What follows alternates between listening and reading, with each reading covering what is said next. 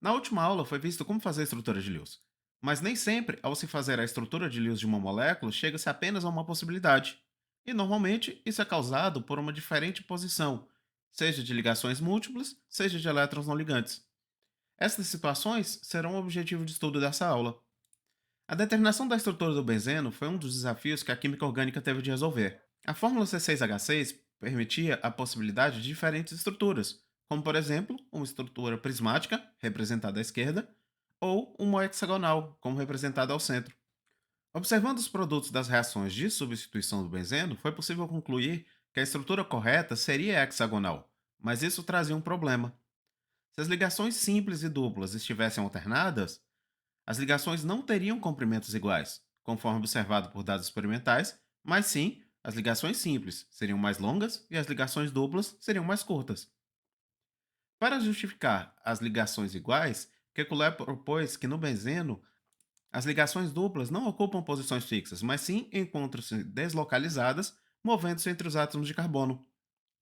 Como em parte do tempo cada ligação entre os carbonos seria dupla, em parte do tempo seria simples, o que se observaria seria uma média entre esses estados, consequentemente, todas as ligações carbono-carbono seriam iguais. Esse fenômeno de deslocalização de elétrons é chamado de ressonância.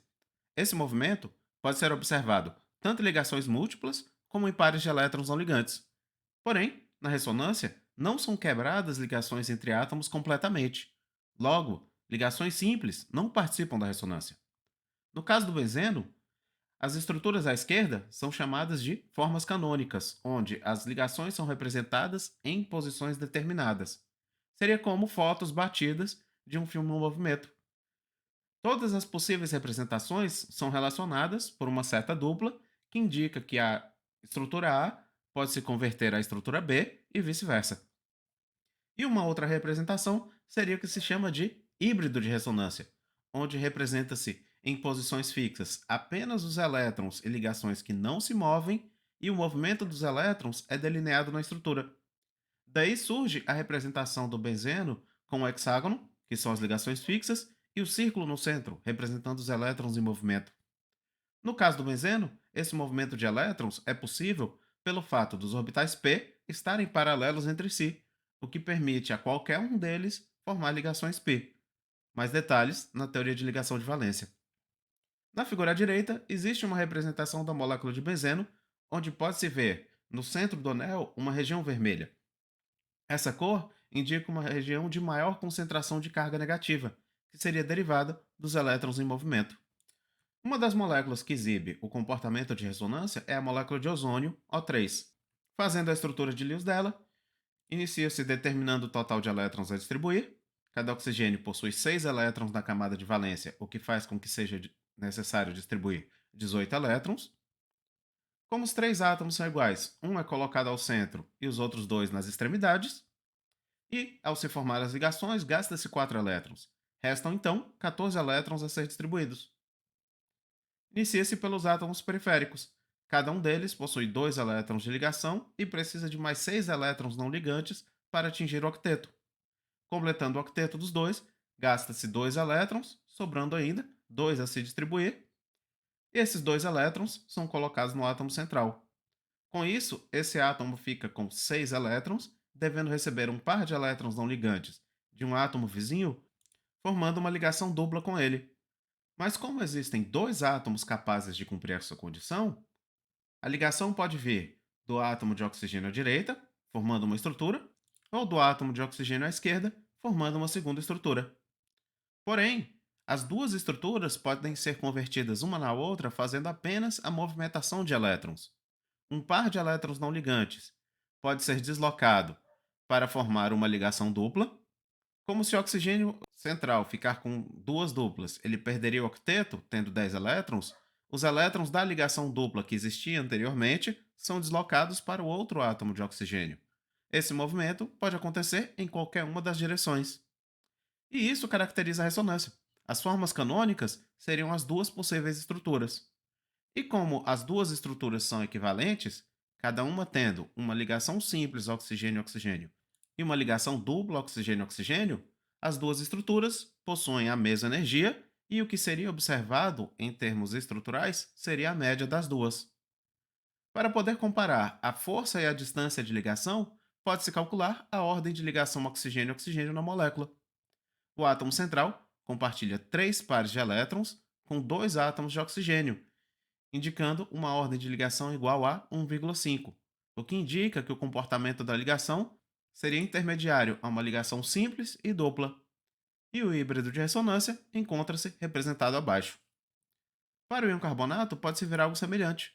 O átomo de carbono possui 4 elétrons em sua última camada, cada oxigênio possui 6, e as duas cargas negativas acrescentam mais 2 elétrons, totalizando 24.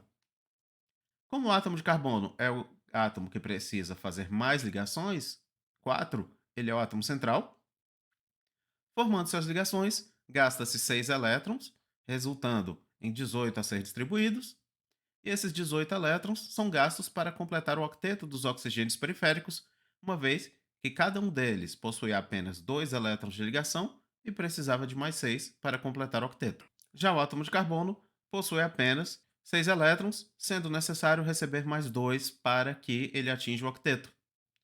Para tal, pode-se usar um par de elétrons de um dos oxigênios para formar uma dupla ligação com o carbono. Porém, como existem três oxigênios aptos para tal, pode-se formar as três estruturas mostradas. Movimentando os elétrons destacados, pode-se converter a primeira estrutura na segunda. Fazendo outra movimentação de elétrons, pode-se converter a segunda estrutura na terceira. E com outra movimentação de elétrons, pode-se converter a terceira na primeira. Então, essas três estruturas são estruturas de ressonância. E elas são formas canônicas, onde se pode ver que em todas elas o carbono está ligado a dois oxigênios com ligações simples e um oxigênio com ligação dupla. Sendo assim, as três possuem a mesma energia e ordem de ligação, que pode ser calculada dividindo os quatro pares de elétrons ligantes pelos três átomos, resultando em uma ordem de ligação 1,33.